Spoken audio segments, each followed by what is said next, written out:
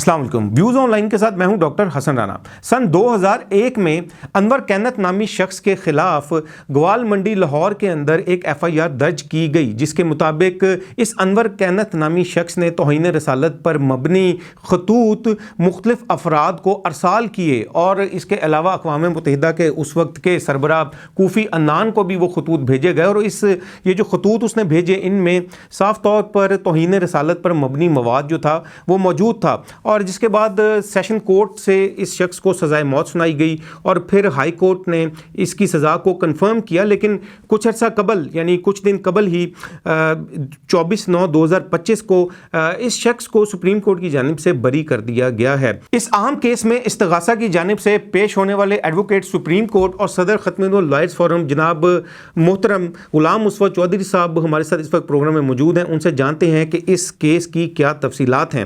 چودھری صاحب، آپ کا بہت شکریہ پروگرام جوائن کرنے کے لیے۔ چودھری صاحب، یہ بتائیے کہ ابھی کچھ دن قبل ہی، یعنی 24/9/2025 کو ایک نہایت ہی اہم کیس تھا توہین رسالت کے ملزم سے متعلق انور کینت، اس کو سپریم کورٹ کی جانب سے بری کر دیا گیا۔ حالانکہ ہم نے دیکھا کہ ٹرائل کورٹ سے اس کو سزائے موت ہوئی، پھر ہائی کورٹ نے بھی سزا کو برقرار رکھا، اور لیکن بہرحال سپریم کورٹ نے اس کو بری کر دیا۔ اس کیس کا پس منظر بتائیے کہ پس منظر کیا ہے، اور یہ کب شروع ہوا، اور اس سے متعلق جتنی بھی حقائق ہیں وہ ذرا ہمیں بتائیے۔ جی، بسم اللہ الرحمن الرحیم۔ رانا صاحب کا بہت شکریہ، آپ نے موقع دیا۔ یہ جو ایک بڑا ہی حساس قسم کا اور بڑا سینسٹیو قسم کا میٹر تھا، سپریم کورٹ میں چلا اور سپریم کورٹ نے اس کو بری کر دیا۔ اس میں صورتحال یہ تھی کہ اس ملزم بدبخت نے، مجرم بعد میں ہو گیا، پہلے جی مجرم ہو گیا، مجرم نے کچھ خطوط لکھے، انگلش میں بھی اور اردو میں بھی، پوری دنیا کے جو سربراہان مملکت تھے ان کو لکھے۔ Kofi Annan secretary general United UNO کا اس وقت کے جو تھے UNO کے، اس میں علاقے کے جتنے بھی لوگ جو دین سے متعلق تھے لوگ، یا کچھ حلقہ احباب میں سرسوخ رکھنے والے تھے، ان کو بھی لیٹر لکھے۔ جب سے ایک خط اس نے لکھا جو علاقہ تھا تھانہ گوال منڈی، اس کے SHO نصر اللہ خان کو بھی لکھا، لاہور میں اس کی رہائش گوال منڈی تھانے کے بالکل سامنے فلیٹ میں تھی، لیٹر لکھا۔ اور وہ جو لیٹر تھا اس میں انتہا درجے کی گستاخیاں پائی جاتی تھیں۔ اسلام کا کوئی کارنر اس نے نہیں چھوڑا جس کے اوپر اس نے اٹیک نہیں کیا۔ آپ صلی اللہ علیہ وسلم کی ذات کے بارے میں انتہائی گستاخانہ الفاظ استعمال کیے، اور شاعر اسلام پہ بھرپور اٹیک کرتا رہا بندہ، اور خط جو تھے وہ اس طرح سب کو لکھتا رہا۔ جب SHO صاحب کو خط ملا، انہوں نے اس کے خلاف پرچہ دے دیا، جی، توہین رسالت کا 295C۔ ٹھیک ہے، یہ بتا دیجیے کس سن کا یہ واقعہ ہے، تاکہ یہ 2001 کی بات ہے۔ 2001 کی بات، 2001 میں اس کے خلاف پرچہ درج ہوتا ہے، اس کو گرفتار کر کے انویسٹیگیشن کی جاتی ہے۔ انویسٹیگیشن SP صاحب کرتے ہیں، کیونکہ توہین رسالت کے تمام کیسز سینسٹیو ایشو ہے، تو اس کی تفتیش جو ہے نا SP رینک سے نیچے بندہ نہیں کرتا۔ صحیح۔ SP صاحب نے انویسٹیگیشن کی، اس کو اس میں گناہ گار پایا، اور گناہ گار پا کے چلان بنا کے عدالت میں بھیج دیا۔ جب عدالت میں سیشن کورٹ میں اس کا چلان آیا، تو جج صاحب نے اس کے خلاف جب چارج فریم کیا، فرد جرم عائد کیا، تو اس نے اس وقت اپنے فرد جرم کو بالکل منوان تسلیم کیا۔ صحیح۔ اس نے کہا جی بالکل میں نے خط لکھے، اور یہ میری ہی تحریر ہے، یہ میری ہی عبارت ہے، یہ میرے ہی سارے الفاظ ہیں۔ کنفیس کیا، یعنی کنفیس کیا، اپنے جرم کو اس نے مانا، اقبالی ہو گیا۔ اس کے باوجود جج صاحب نے کہا کہ آپ کو شو کا نوٹس دیتے ہیں، اس میں سزائے موت ہے، اور آپ اپنا دفاع کرنا چاہیں تو کریں، بلکہ آپ کو کرنا چاہیے وکیل انگیج کریں۔ اس نے کہا جی ضرورت نہیں مجھے۔ ایون دین عدالت نے اس کو سرکاری خرچے پہ وکیل دیے، اور شو کا نوٹس بھی دیا کہ آپ کو آپ کے کنفیشن کی بنیاد پہ سزا دی جا سکتی ہے، تو آپ کیا کہتے ہیں؟ اس نے کہا جی بالکل سزا دیں مجھے۔ پھر اس کے بعد ایک جج صاحبان نے 2 گواہوں کے بیانات بھی لکھے، اسی کے ورشن کو مزید ثابت کرنے کے لیے، ثابت ہو چکا تھا، اس کو مزید سٹرینتھن کرنے کے لیے، مضبوط کرنے کے لیے۔ جب پھر ہوتا یہ کہ جب شہادت مکمل ہو جائے تو اس وقت ملزم کا بیان لکھا جاتا ہے، زیر دفعہ 342 ضابطہ فوجداری۔ جب اس کا بیان لکھا گیا تو اس نے تمام چیزوں کو پھر تسلیم کیا، مانا، اور انہوں نے کہا جی کہ بالکل میں نے یہ کیا ہے، خط میرا ہے، میں نے لکھا تھا، مدعیوں کو بھی گواہان کو بھی میں نے خط لکھا تھا. پھر اس کی باقاعدہ رائٹنگ کی فرانزک بھی کروائی گئی ایکسپرٹ سے. وہ بھی پازیٹیو آئی. اور اس نے اپنا جب جرم تسلیم کر لیا تو جج صاحب نے اس کو توہین رسالت کے 295C قانون کے تحت اس کو سزائے موت سنا دی اور 5 لاکھ جرمانہ سنایا. ساتھ مجرم نے اپنے اس جرم کو تسلیم کرنے کے بعد اس فیصلے کو کسی عدالت میں چیلنج کرنا گوارا نہیں سمجھا. اس نے کہا جی میں نے جرم کیا ہے, مجھے سزا دیں. بلکہ ایک بار اس نے عدالت میں یہ کہا کہ جی آپ جج صاحب کہہ رہے ہیں کہ بھئی 295C میں سزائے موت ہے, تو اگر آپ کو سزا ہو جاتی ہے تو یہ آپ کو ڈیتھ پینلٹی سزائے موت پھانسی دے دی جائے گی. اس نے کہا جی آپ مجھے سزائے موت دے دیں, لیکن میرا خداوند یسوع مسیح ناصری مجھے تیسرے دن دنیا میں دوبارہ لے کے آ جائے گا, مجھے کس چیز کا ڈر ہے؟ آپ مجھے پھانسی دے دیں, آپ کا قانون ہے مجھے پھانسی دیں. اس کے باوجود جج صاحب نے جو قانونی تمام ریکوائرمنٹ سی وہ پوری کی. ریفرنس بنا کے ہائی کورٹ بھجوا دیا گیا. ہائی کورٹ میں 2 جج صاحبان نے اس کو سنا. سرکاری خرچ پہ اس کو وکیل دیا گیا اس کی طرف سے جو اس کو ریپریزنٹ کرتا, اور دونوں پارٹیوں کو سننے کے بعد سزائے موت کو برقرار رکھا گیا. اس کا مرڈر ریفر جو تھا اس کا ایکسیپٹ کر لیا گیا. اور پھر اس کے بعد اس نے مجرم نے ایک سپریم کورٹ میں جیل سے اپیل لکھ کے بھجوا دی. 16-17 صفحے کی اپنے ہاتھ سے لکھی ہوئی اپیل بھجوا دی سپریم کورٹ میں. جب سپریم کورٹ معاملہ گیا تو سپریم کورٹ نے نوٹس بھجوایا مدعی کو بھی, ہم بھی پیش ہوئے, معاملہ چلتا رہا, کافی عرصہ چلتا رہا. جب ہم نے اپنا کیس سپریم کورٹ میں ثابت کیا کہ اس کا کنفیشن ہے, خطوط اس کے ہیں, گستاخانہ مواد پایا جاتا ہے, عدالت نے اپنی تسلی کرنے کے لیے کہا جی اس کو اسلامی نظریاتی کونسل میں میٹر کو بھجواتے ہیں, جو مواد ہے ان کی رائے لے لیتے ہیں. صحیح. جب ان کی رائے آئی اس میں انہوں نے واضح طور پہ لکھا کہ اس تحریروں کے اندر انتہائی گستاخانہ مواد پایا جاتا ہے اور یہ توہین رسالت کا مرتکب پایا جاتا ہے. صحیح. رائے آ گئی. اس کے بعد فردر کوئی گنجائش نہیں رہ جاتی تھی, لیکن اس کے باوجود عدالت نے ایک نئی سائٹ پہ چل پڑے کہ جی اس کا جو ہے دماغی معائنہ کروائیں. صحیح. کہ یہ دینی طور پہ ٹھیک بھی ہے, سب کچھ مانی جا رہا ہے. ٹھیک ہے. ہم نے عدالت سے کہا کہ بھائی اس کی تحریروں کو دیکھیں, ایک سیکوینس میں چل رہی, تسلسل کے ساتھ چل رہی ہیں, اور ایک مقصد ہے اس کے سامنے. اس کا مقصد صرف یہ ہے اسلام پہ, مقدس ہستیوں پہ اٹیک کرنا. وہ اپنے آپ کو کرسچن کہتا ہے, لیکن کرسچینٹی کے بارے میں ایک برا لفظ نہیں کہتا, کسی دوسرے مذہب کے بارے میں ایک برا لفظ نہیں کہتا, اور صرف اس کو اٹیک کر رہا ہے شاعر اسلام پہ, مقدس ہستیوں پہ, آپ صلی اللہ علیہ وسلم کی ذات پہ. عدالت نے کہا جی اس کا جو ہے وہ کروا لیتے ہیں. میڈیکل بورڈ کی رپورٹ آ گئی کہ اس کو bipolar affective disorder کی بیماری ہے, اس کا علاج کیا جائے جو ٹھیک ہو جائے گا. صحیح. عدالت کی اس پہ بھی تسلی نہیں ہوئی. عدالت نے کہا جی نہیں, دوبارہ میڈیکل کرایا جائے.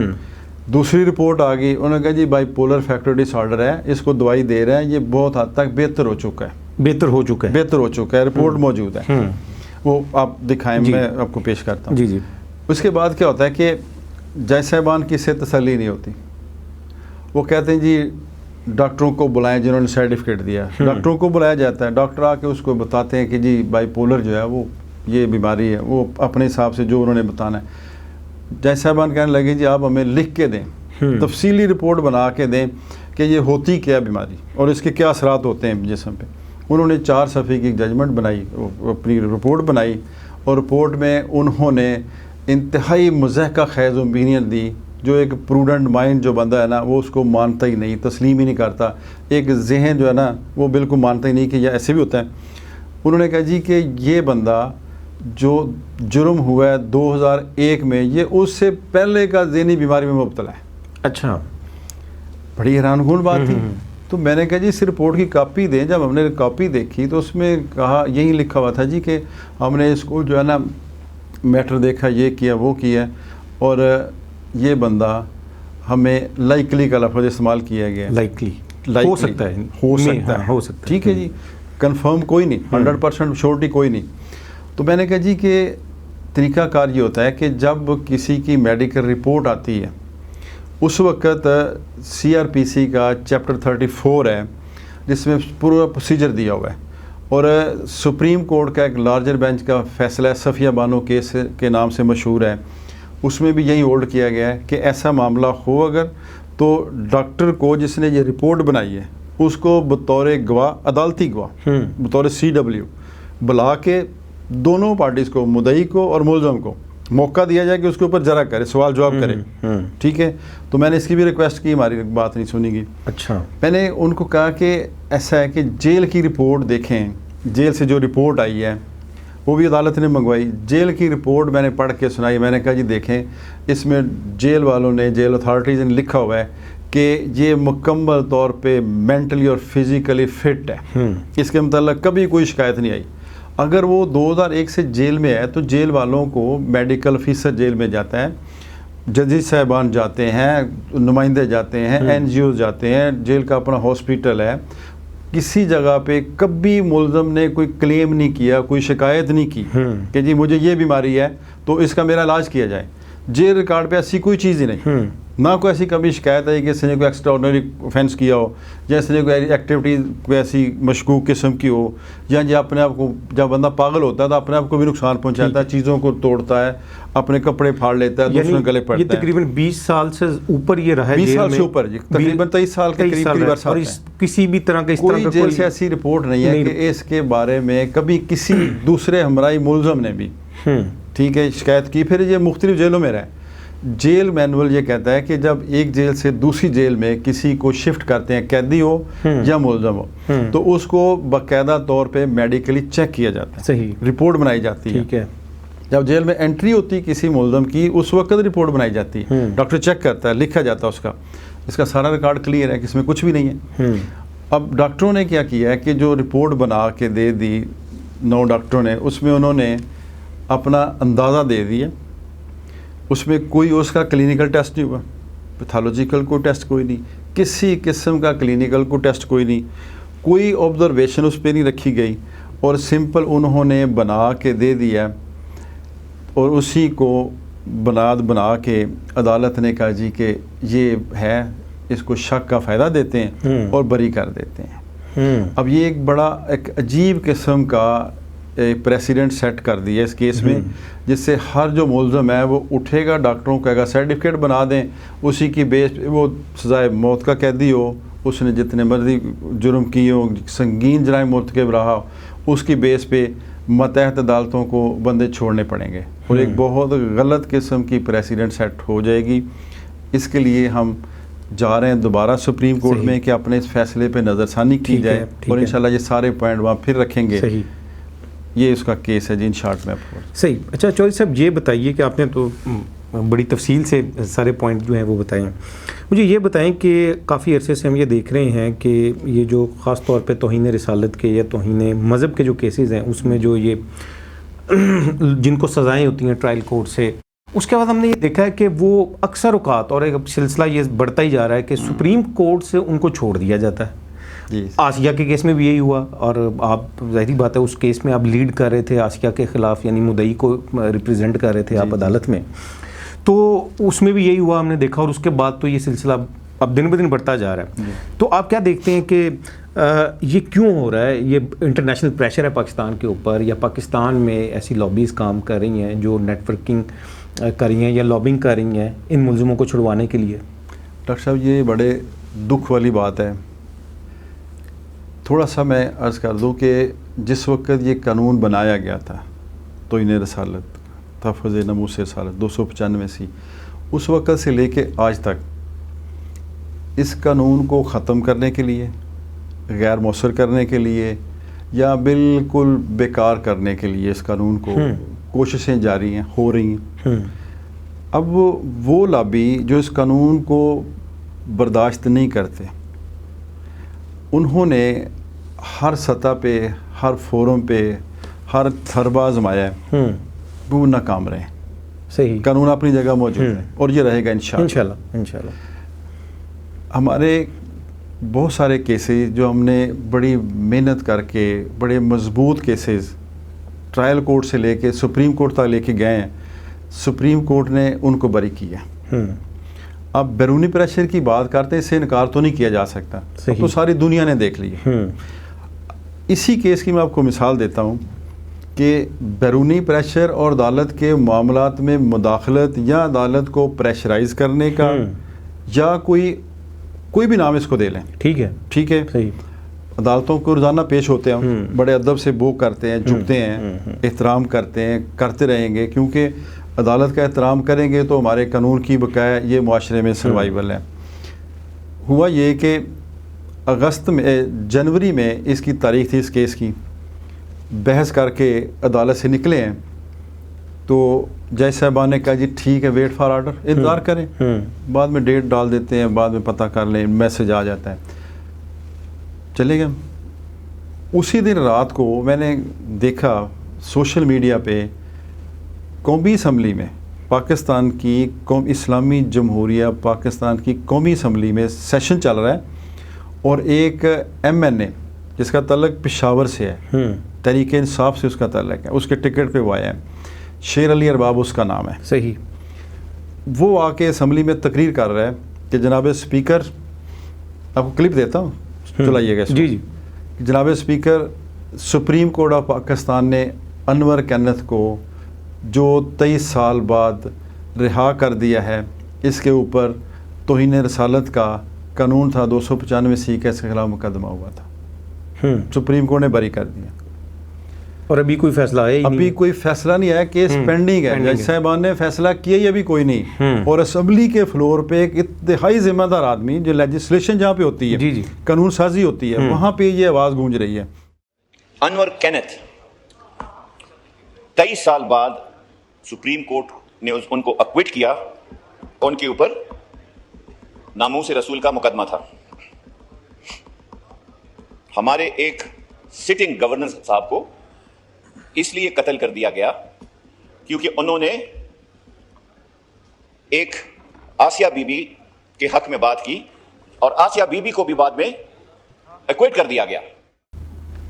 میں نے فوری طور پہ سرچ کیا اور بہت ساری چیزوں کو، انٹرنیشنل جو نیوز ایجنسیز تھیں وہاں پہ بھی چل رہا ہے کہ سپریم کورٹ ایکویٹڈ انور کینتھ آفٹر 23 ایئرس۔ بڑی حیرانی ہوئی کہ یار یہ کیسے ہو گیا۔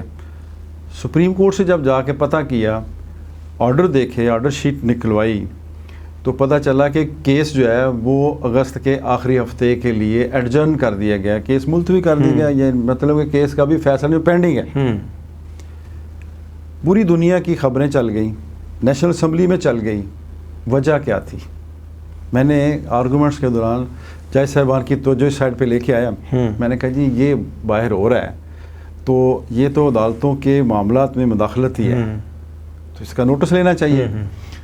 تو میں نے کہا سوشل میڈیا سارا اس پہ چل رہا ہے، تو جج صاحبان ہنس کے کہنے لگے اس لیے آپ سوشل میڈیا نہیں دیکھتے۔ اچھا، ٹھیک ہے جی، یعنی معاملے کو ادھر ادھر کر دیا۔ اچھا، اب آسیہ والے کیس میں دیکھیں کہ پوری دنیا کا پریشر تھا، جی، ہم نے قبول کیا۔ اس کے بارے میں اگر پوری دنیا پہلے ہی ججمنٹ اناؤنس کر رہی ہے تو ہم نے اس کو فالو کر لیا، جو وہ اناؤنس کر بیٹھے تھے ہم نے اس کو سنا دیا، ٹھیک ہے۔ تو بیرونی پریشر کے ایلیمنٹ کو نظر انداز نہیں کیا جا سکتا، صحیح، بالکل، یہ بڑی ہماری بات قسمتی ہے۔ ہم چاہتے ہیں کہ ہماری عدالتوں میں انصاف کے مطابق فیصلہ ہو اور ہماری عدالتیں آزاد ہوں، ججز دلیر بولڈ ہو کے فیصلہ کریں، قانون کے مطابق انصاف کریں، ٹھیک ہے، پھر کوئی تکلیف نہیں ہوتی۔ اب بھی ہمارے کافی سارے کیسز توہین رسالت کے جو ہم نے نیچے سزائیں کرائی ہوئی ہیں سپریم کورٹ میں پینڈنگ ہیں، اور ابھی تک سپریم کورٹ نے کوئی ایک سزا کنفرم نہیں کی۔ 84 کا یہ قانون بنا، 86 کا، ٹھیک ہے جی، ابھی تک کوئی سزا جس پہ عمل درآمد نہیں کروایا گیا وہ قانون توہین رسالت ہے، صحیح۔ اور اس میں ایسی بات بھی نہیں ہے کہ کوئی کیس ایسا ہو جس میں کچھ لیکونے ہوتے ہیں وہ نیچے جا چھوڑ دیتے ہیں، حق کا فائدہ آ گیا چھوڑ دو۔ جب سپریم کورٹ کا تک پہنچتا ہے کیس تو بہت سارے مراحل سے گزر چکا ہوتا ہے۔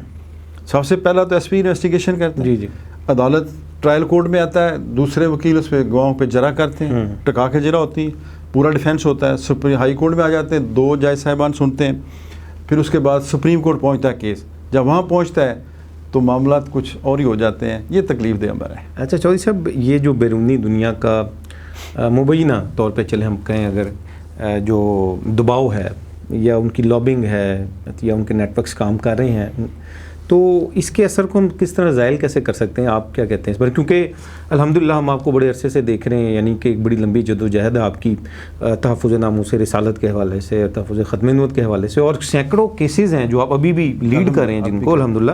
تو اس اثر کو کس طرح ہم زائل کر سکتے ہیں یا کاؤنٹر کر سکتے ہیں؟ جی بالکل کر سکتے ہیں، کوئی مشکل نہیں ہے. صرف تھوڑا سا پہلی بات ہے کہ ہم مسلمان بن جائیں، اللہ اور اس کے حبیب صلی اللہ علیہ وسلم کو ماننے والے بن جائیں. جب بندہ اللہ کے آگے جھک جاتا ہے نا، صرف اللہ کے آگے خدا کی وحدانیت کا اپنے دل و زبان سے اقرار کر لیتا ہے، پھر دنیا کی کوئی طاقت اس کے سامنے مضبوط نہیں ہوتی. پھر وہ مضبوط ہوتا ہے کیونکہ اس کے پیچھے اس کا خدا ہوتا ہے، خدا کے سائے کے نیچے ہوتا ہے. صحیح. خدا کی مدد 24 گھنٹے اس کے ساتھ ہوتی ہے. ہم مسلمان بن جائیں، اللہ کی وحدانیت پہ آپ صلی اللہ علیہ وسلم کو آخری نبی مان لیں، خالص مسلمان بن جائیں، تو پھر بیرونی پریشر ہمارے سامنے آئے گا ہی نہیں، آ سکتا ہی نہیں. اگر آ بھی جائے گا تو انشاءاللہ آپ اپنی موت مر جائے گا. صحیح. ہمیں ڈسٹرب نہیں کر سکتا. پرابلم یہ ہے کہ ہمارے بہت سارے مفادات وابستہ ہیں. ہم ایسے جکڑے گئے ہیں سسٹم کے اندر کہ اس سے نکلنے کی ہم کوشش بھی نہیں کرتے. کوشش بھی نہیں کرتے ہم. صحیح. اگر کریں کوشش تو کچھ مشکل نہیں ہے. ہم نے اپنے ملک کا قانون اپنے حساب سے چلانا ہے. ٹھیک ہے جی. جب ہم حلف لے کے آ جاتے ہیں کہ جی بالکل قانون کے مطابق فیصلے ہوں گے، کسی کا عمل دخل، کسی کا پریشر، کسی کا دباؤ نہیں لیا جائے گا، حلف کی پاسداری ہو جائے، اللہ پاک ہمیں ایک پکا سچا اللہ کو ماننے والا دل دے دے، دماغ سے ایسی چیزیں نکال دے، تو دنیا کی کوئی طاقت ہمیں جو ہے نا وہ مجبور نہیں کر سکتی کہ اب یہ کرو یہ نہ کرو. صحیح. اس وقت ہم تماشا بن چکے ہیں بیرونی دنیا میں. بہت سارے کیسز ایسے ہیں جن میں بیرونی ممالک میں قراردادیں پاس ہوتی ہیں. اب اگر کوئی کہتا ہے کہ جی آپ خام خواہ بات کرتے ہیں، کچھ ثبوت دے دیں. جی میں دیتا ہوں ثبوت. جی جی. میرے کیسز 2 عیسائیوں کو ہم نے سزائے موت کروائی. یورپی یونین میں قرارداد پاس ہوتی ہے، اس کے بعد فوراً وہ دونوں بری ہو جاتے ہیں لاہور ہائی کورٹ سے. بھائی ہمارا ملک ہے، آپ کون ہوتے ہو ادھر قراردادیں پاس کرنے والے؟ آپ بھائی قرارداد پاس کر رہے ہیں کہ یہ گستاخوں کو چھوڑ دیں، اور ہم نے چھوڑا. کیا اس کو کیا کہیں گے؟ بیرونی پریشر نہیں؟ جی ہاں، ظاہری سی بات. اسی طرح قادیانیوں کے کیسز میں برطانیہ کی پارلیمنٹ میں اگر ہمارے جو کیسز پینڈنگ ہیں ان پہ ڈسکشن ہو رہی ہے، اور اس کے بعد وہ بندے بری ہو رہے ہیں، تو کیا تاثر لیا جائے گا؟ بیرونی دنیا سے خطوط آ رہے ہیں، ججز کے بائی نیم آ رہے ہیں. ٹھیک ہے. اس کے بعد وہ بری ہو جاتا ہے ملزم. کیا اس سے اندازہ کریں گے آپ؟ یہ وہ چیزیں ہیں، بلکہ اور بہت ساری چیزیں ہیں جو آپ کے میڈیا کے ابھی میں نہیں کہتا، جتنی کافی میرا خیال ہے، اور بہت ساری ہیں. ٹھیک ہے. بیرونی پریشر سے انکار نہیں کیا جا سکتا. اچھا چودھری صاحب، ایک بڑا اہم کوسچن ہے، اور یہ اکثر اوقات جو ہے نا سیکولرسٹ کی طرف سے اٹھایا جاتا ہے. ہمارے معاشرے میں بھی یہ ہمارے بیچارے جو لا علم مسلمان ہیں وہ بھی اکثر اس پروپیگنڈے کا شکار ہو جاتے ہیں. اور میرا خیال ہے کہ سب سے بہتر اس کا جواب آپ ہی دے سکتے ہیں کہ یہ جو ہمارا قانون ہے 295C، کیا اس کا غلط استعمال کیا جاتا ہے؟ آپ نے ایک پوری زندگی یعنی کئی دہائیوں پہ محیط آپ کا ایک تجربہ ہے ان کیسوں سے متعلق. آپ کے سامنے کوئی کیس ایسا آیا ہے کہ کوئی جھوٹا مقدمہ درج کروایا گیا ہو؟ رانا صاحب، آپ نے انتہائی اہم اور جو اس وقت انتہائی ٹاپ پہ جو ایک ایشو چل رہا ہے نا، برننگ ایشو. جی جی. ٹھیک ہے جی. اس وقت کا وہ آپ نے چھیڑ دیے. میں نے یہاں تک دیکھا ہے کہ وہ لوگ جن کو پتہ بھی نہیں کہ یہ قانون ہے کیا، وہی پریس کانفرنس کر رہے ہیں، میٹنگ بیٹھے ہیں. جی. پاکستان میں قانون کا غلط استعمال تو ہوتا ہے. مجھے جس بندے کا پتہ چلا، میں نے اس کو مل کے ٹیلی فونیکلی کہا، یار میرے پیارے بھائی مجھے وہ بتا دو جہاں پہ مس یوز ہوا ہے. میں یہ دعوے سے کہہ لیں، اپنے اللہ پہ بھروسہ کر کے، نبی پاک صلی اللہ علیہ وسلم کی محبت میں، کوئی بندہ پاکستان میں توہین رسالت کا غلط استعمال نہیں کر سکتا، نہ ہوتا ہے قانون کا. اس کا پاکستان میں قانون تحفظ ناموس رسالت 295C تعزیرات پاکستان کا غلط استعمال نہیں ہوتا. اگر کسی کے پاس، میں اب بھی کہتا ہوں، آپ کے چینل کے وساطت سے کہتا ہوں، اگر کسی کے پاس کوئی ثبوت ہے تو میرے سامنے لے کے مجھے دکھا دے. میں نے یہ بات بہت سارے میڈیا چینل کو انٹرویو دیتے ہوئے کہی کہ بھائی اگر کوئی ہے تو مجھے دکھاؤ لا کے. صحیح. ابھی جو چل رہا ہے، پچھلے دنوں چلی پروسیڈنگ اسلام آباد ہائی کورٹ میں، جی وہاں پہ بہت سارا ادھر ادھر پروپیگنڈا ہوا. جی. ان تمام کیسز کو رانا صاحب آپ دیکھیے، ماشاءاللہ آپ کی بڑی نظر ہے، آپ کی اس فیلڈ میں بہت ساری اللہ پاک نے آپ سے خدمات لی ہیں. کوئی ایک کیس اٹھا لیں، وہ کہہ رہے ہیں 450 500 جتنا جو فگر دے رہے ہیں، انہوں نے کہا سارے کیس لے آؤ سامنے، ان میں سے کسی ایک پہ اوپر رینڈملی اٹھاؤ، اور وہ کہتے ہیں نا جی سارے غلط استعمال ہوا ہے قانون کا. اس کو غلط استعمال کہیں گے. موبائل جب پکڑیں گے اس بندے کا، ملزم کا، اس میں سے گستاخانہ مواد نکل آئے تو کیا وہ غلط استعمال ہوگا؟ پرچہ قانون غلط استعمال تو نہ ہوا. ایک بدقسمتی یہ ہماری کہ ایک فیصلہ سپریم کورٹ نے کیا آسیہ والا، جی، اس میں 2 مثالیں دی گئیں. اب غلط استعمال کس کو کہتے ہیں؟ ہاں، یہ بالکل بڑا اہم پوائنٹ ہے. ٹھیک ہے جی. ایک چیز ہے، یہ قلم ہے، میں نے استعمال کیا، غلط استعمال کر لیا، غلط چیزیں لکھ دی، پوسٹ کر دی، قلم کا تو قصور کوئی نہ ہو. اچھا، اس سے پہلی بات، یہ قلم تو استعمال ہی نہیں ہوا، یہ ادھر پڑا ہے. ٹھیک ہے جی. اب الزام آ جائے جی آپ کو جو قلم دیا گیا تھا آپ نے اس کا مس یوز کیا، میرے سامنے پڑا ہوا ہے، میں نے استعمال نہیں کیا. اس میں یہ ساری تمہید بننے کا مقصد یہ تھا، آسیہ والا کیس اٹھائیں، نیٹ بھی موجود ہے، ابھی کھولیں، اس میں لکھا ہوا کہ پاکستان میں بلاسفیمی لا کا مس یوز بہت زیادہ ہو رہا ہے. مثالیں دی 2 دیکھیں، سپریم کورٹ رکھ رہی ہے. مثال پہلی کیا دی کہ گورنر سلمان تاثیر کا قتل مس یوز آف بلاسفیمی لا ہے. اس کے خلاف تو کوئی مقدمہ درج ہی نہیں ہوا. بڑی مزے کی بات ہے نا. اب آگے چلیں. دوسری مثال دی گئی کہ جو یونیورسٹی کا طالب علم مشال خان، جی قتل ہوا. دوسری مثال وہ ہے پاکستان کی. جب ہم ریویو پٹیشن میں گئے تو یہ باتیں میں نے وہاں پہ بھی کہیں کہ بھئی اگر قانون کا استعمال ہوتا تو آسیہ کی طرح شاید یہ بھی چھوٹ جاتے. آسیہ کے خلاف ہوا نا. جی. وہ میں نے کہا اللہ کے بندوں، قانون تحفظ ناموس رسالت کی بہت بڑی بلیسنگ ہے، بہت بڑی بلیسنگ ہے. جی. جس کے اوپر الزام آتا ہے، پرچہ درج ہوتا ہے، پروسیجر موجود ہے، قانون موجود ہے، عدالت میں لے اپنی بے گناہی ثابت کرے، چلا جائے. ٹھیک ہے جی. آج تک جتنے ملزم چھوڑے گئے وہ شک کے فائدے پہ چھوڑے گئے. کسی پہ یہ نہیں چھوڑا گیا کہ یہ غلط پرچہ تھا اور اس کو اس لیے چھوڑ رہے ہیں، پرچہ خارج کر رہے ہیں. ٹھیک ہے جی، ایسی بات نہیں ہے.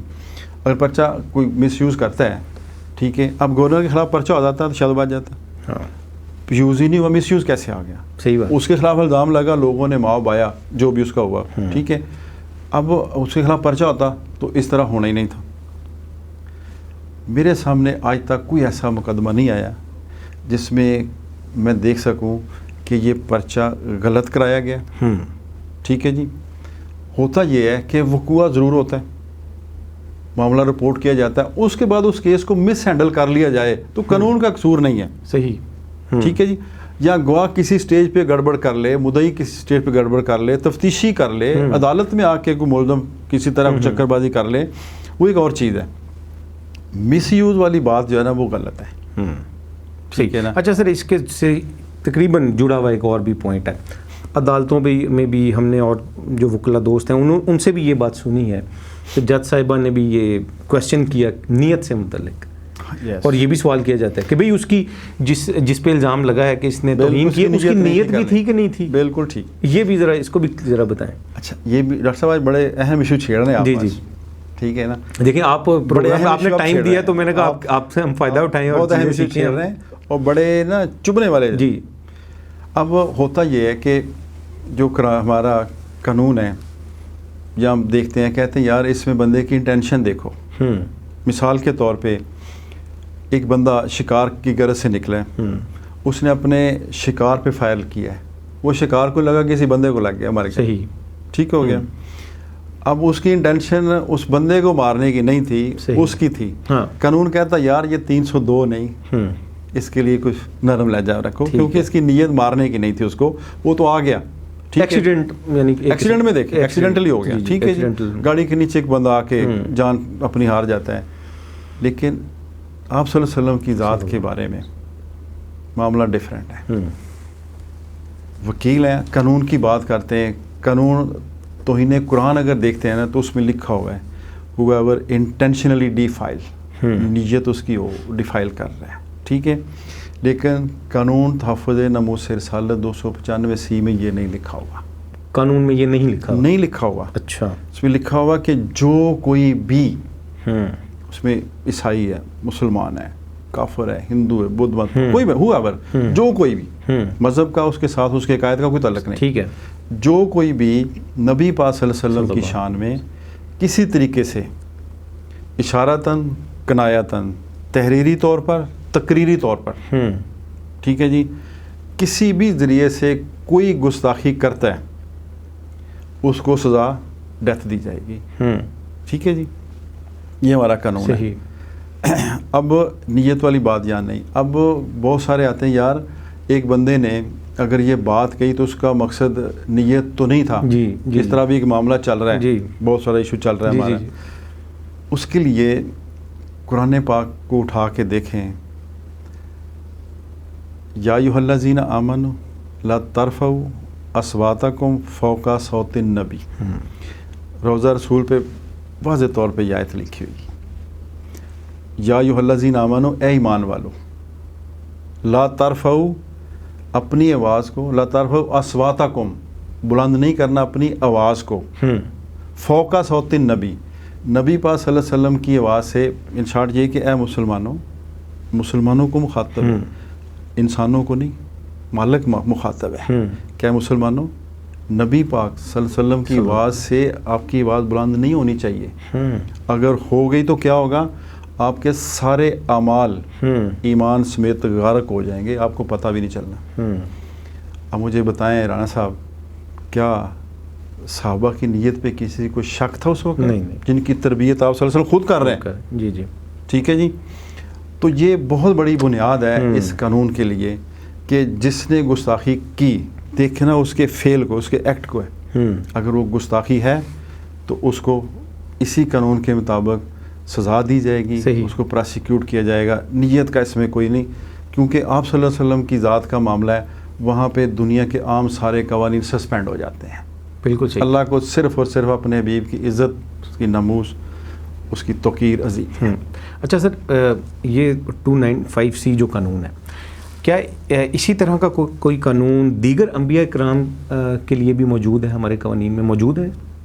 لگتا ہے رانا صاحب آج بابا تیاری کر کے. جی رانا صاحب, اس میں میں عرض کروں کہ جس وقت یہ قانون بنا نا, اس پہ ایک چیز کا میں اضافہ کرتا ہوں اپنی طرف سے. شاید آپ کا اگلا کویسچن ہے, مجھے نہیں پتہ, کہ جس وقت یہ قانون بنایا گیا تھا, ٹھیک ہے, اس وقت اس میں لکھا یہ گیا تھا کہ سزا موت ہے, ٹھیک ہے, جو گستاخی کرے گا. اس وقت کے جو وزیر قانون تھے انہوں نے اس میں لفظ ایڈ کر دیا یا عمر قید کا, ٹھیک ہے جی. اسمبلی سے پاس ہو گیا. اب اس میں صرف آپ صلی اللہ علیہ وسلم کی ذات کا, اور یہ سیکشن دفعہ ایسی ہے جس میں آپ صلی اللہ علیہ وسلم کا نام گرامی لکھا ہو, محمد پیس بی اپون ہم صلی اللہ علیہ وسلم. اچھا, اس میں عمر قید کا اضافہ کر دیا گیا. اس کو محمد اسماعیل قریشی صاحب نے فیڈرل شریعت کورٹ میں پٹیشن فائل کر کے چیلنج کیا کہ جی اس میں لفظ جو ہے نا عمر قید وہ حذف کیا جائے, اس میں صرف اور صرف سزائے موت ہے. بہت ساری اس میں بحث ہوئی, بہت سارے ریفرنس حوالے دیے گئے, اور الٹیمیٹلی فیصلہ یہ ہوا کہ اس میں سے لفظ عمر قید کا حذف کر دیا جائے. ٹھیک ہے. اور اس میں اس کے ساتھ ساتھ ایک وہ جو آپ کا سوال ہے اس میں اس کا اضافہ کیا گیا, اور فیڈرل شریعت کورٹ نے 1991 میں گورنمنٹ کو ڈائریکشن دی, کچھ مہینوں کا ٹائم دیا کہ آپ جو ہے اس کی لیجسلیشن کریں اور اس میں ایک عمر قید کو نکالیں. دوسرا ایک سینٹنس ایڈ کریں کہ جو کوئی بھی کسی بھی نبی حضرت آدم علیہ السلام سے لے کے آپ صلی اللہ علیہ وسلم تک کسی کی شان میں گستاخی کرے گا اس کے لیے سزا صرف اور صرف موت ہوگی. صحیح, ٹھیک. لیکن ہماری لیجسلیشن نے آج تک اس میں ترمیم نہیں کی. ٹھیک ہے جی. صحیح. اس کے بعد کیا ہوتا ہے کہ سپریم کورٹ کا ایک فیصلہ ہے کہ اگر کسی ظہیر الدین کیس کے نام سے مشہور جی ہے، جی جی ٹھیک ہے جی، اس میں واضح طور پہ لکھا ہوا ہے کہ کوئی فیصلہ جو فیڈرل شریعت کورٹ کرے اس کو اپیل میں لے کے جایا جائے ٹھیک ہے اور اپیل خارج ہو جائے، یا وہ فائنلٹی گین کر جائے، اپنی مدت تک چلا صحیح، جائے صحیح۔ کہ اس کے خلاف اپیل وغیرہ نہیں کی جا سکتی، تو وہ قانون بن جائے گا، ٹھیک اور ہے۔ وہ قانون سپریم کورٹ پر بھی بائنڈنگ ہوگا۔ اچھا صحیح، یہ 1993 SCMR 1718 میں جی جی، اور اس میں ریلیونٹ پیج 1725 ہے جس کے اوپر یہ چیز لکھی ہوئی ٹھیک ہے۔ اب بات یہاں پہ ہوئی کہ اس وقت جو قانون تحفظ ناموس رسالت ہے اس میں جو کوئی بھی کسی نبی کی شان میں گستاخی کرے گا ٹھیک ہے، اس کو صرف اور صرف موت دی جائے گی، ٹھیک ہے، عمر قید والا لفظ اس میں نہیں رہے گا، نہیں ہے ہی نہیں، قانونی طور پر قانونی موجود طور ہی پہ نہیں ہے۔ وہ ختم نہیں ہے، صحیح۔ ختم ہو چکا ہے، لیکن اس میں اسٹیچوٹ میں لکھا ہوا ہے۔ ٹھیک ہے، اس میں ایک اور میں عرض کر دوں کہ اس وقت جو گورنمنٹ تھی اس نے اس فیصلے کو چیلنج بھی کیا تھا، اچھا سپریم کورٹ فیڈرل شریعت کورٹ کے فیصلے کو چیلنج کیا صحیح، سپریم کورٹ ایپیلیٹ بینچ میں، لیکن بعد میں اس کو وڈرا کر لیا گیا تھا، اچھا۔ ٹھیک ہے۔ اب یہ قانون اپنی پوری جو ہے نا وہ موجود ہے اصلی حالت میں، بالکل ٹھیک، اسی پہ عمل درآمد صحیح۔ ہوتا ہے، اسی پہ فیصلے کیے جاتے ہیں۔ صحیح صحیح سر، آپ کا بہت شکریہ پروگرام جوائن کرنے کے لیے۔ جی ناظرین، یہ تھا آج کا پروگرام، امید ہے کہ آپ کو پسند آیا ہوگا۔ اسی طرح کے مزید انفارمیٹیو پروگرامز دیکھنے کے لیے KTV آفیشیل کے YouTube چینل کو سبسکرائب کیجیے۔ ڈاکٹر حسن رانا کو پروگرام ویوز آن لائن سے اجازت دیجیے۔ اللہ حافظ۔